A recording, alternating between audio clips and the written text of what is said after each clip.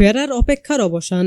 নতুন চ্যানেলের রূপকথার জগতের গল্প নিয়ে ইন্দ্রাণীর কামব্যাক। টেলিভিশনের দর্শকদের জন্য আবারও এক রূপকথার জগতে পা রাখার সময় এসেছে।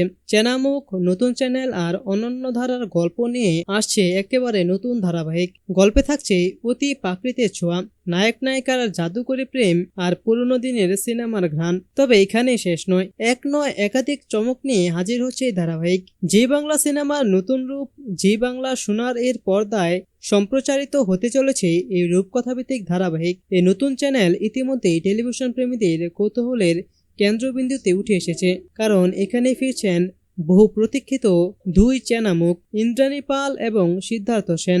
প্রথমবারের জন্য পর্দায় জুটি বাঁধছেন এই দুই তারকা।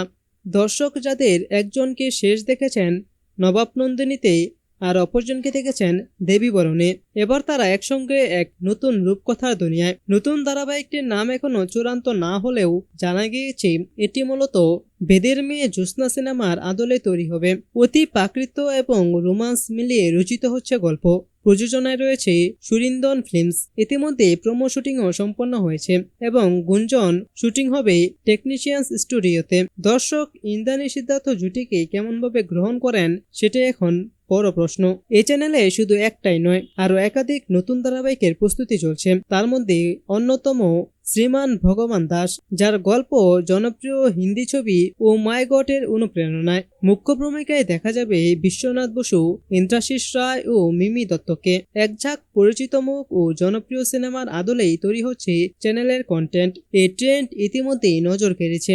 অন্যদিকে জি বাংলা চ্যানেলেও শুরু হতে চলেছে এক নতুন ধারাবাহিক। প্রযোজনায় অর্গানিক স্টুডিও।